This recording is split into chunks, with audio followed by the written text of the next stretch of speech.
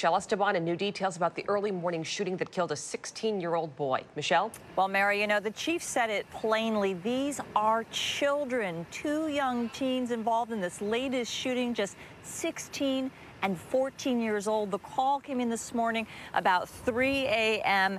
And as you look down the road, this is where police got multiple calls about shots being fired into a Jeep. It ended about a block from where I'm standing, just beyond the barricade there. And you can see it is right in the chop. 2 men are dead. 2 men are dead. And a child, a 14-year-old, is hospitalized, and we don't know what is going to happen to that kid. That 14-year-old is in critical condition and fighting for his life, and his 16-year-old friend is dead, the latest of 6 shooting victims since CHOP's inception. It's sad. I mean, it doesn't make any sense to me. Like, I can't explain any kind of motive, why it would happen.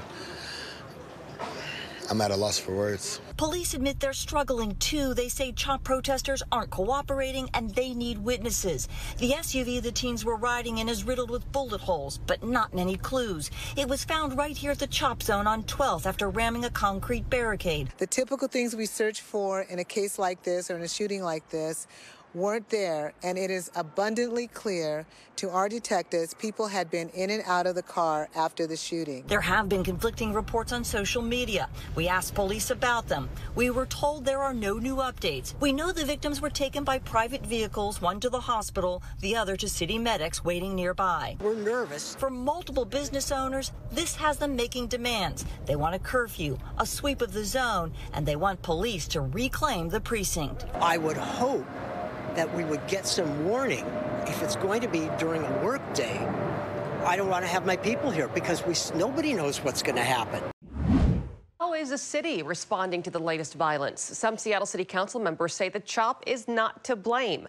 And we need to do something about it. It is absolutely irresponsible for this to continue. Seattle's police chief standing in front of a vacant East Precinct, essentially sending a message to her boss, the mayor. Oh, you have to talk with her people. I'm sure she's willing to talk to anybody who wants to talk to her. In a statement, a mayor spokesperson says the area has increasingly attracted more individuals bent on division and violence, and there has been unacceptable behavior by individuals, but did not say how she would change that. But at the morning city council briefing, 2 council members said CHOP should not be blamed for the recent shootings that have left 2 people dead. This false narrative, frankly, that somehow these protests are leading to increased and sudden, unexpected, never seen before in the city of Seattle gun violence.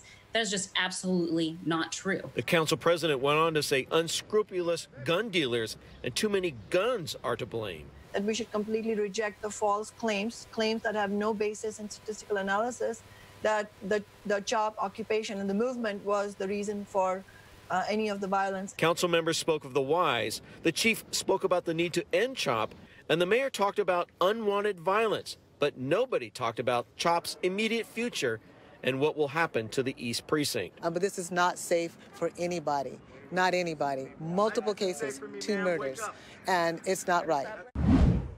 I just think that there's going to have to be action taken at some point if there isn't a breakthrough. And that action to Jesus Villahermosa involves using force to return the East Precinct to Seattle police. And if force has to be used, then force has to be used as long as it's necessary and reasonable. He says the recent violence and the continuing presence of CHOP says to him that negotiations between protesters and the city aren't accomplishing much. I really believe at this point the protesters have really forced the hand, and we're going to have to use force. But according to Seattle Police Officers Guild President Mike Solon, the inability to use things like tear gas limits what can be done. The only option now is to use our physical bodies and the baton to hold people back. To City Council President Lorena Gonzalez, the shootings don't reflect CHOP, but gun violence as a whole. Tweeting in part, quote, portraying gun violence as an issue caused by the existence of CHOP distracts us from discussing the root causes of gun violence. It's a march that starts at the CHOP and ends 2 miles away at the Seattle Police Department's West Precinct. Neighbor Brett Haberman supports peaceful protesting, but he says that's not what's happening here. The loud megaphone voices, the profanity, the broken windows around the West Precinct, And we're basically hostages in our condo. Just outside Brent's condo on Friday night, protesters broke a window at the precinct. And usually every night they block lanes on I-5, shutting the freeway down. The ruckus is impacting businesses here too. We might have to, change our hours. That's because unruly demonstrators who were targeting the West Precinct are pouring into this 7-Eleven. Some of them have been stealing, so that's becoming quite an issue for us in the evening. And when store owner Sabana Bassi calls 911, instead of a response, they've gotten a call. SPD says 911 call response times are going up because of the protests here, adding officers are only able to respond to priority calls when demonstrators are outside the building. The results of the CHOP, is evidence of what can occur if police aren't allowed to do our jobs. The Downtown Seattle Association says they know resources are stretched thin because of the duration of the protests here in our region, but that 88,000 people living in downtown need to know if they can depend on basic city services. And neighborhoods across the city must feel safe as we move towards reopening and economic recovery.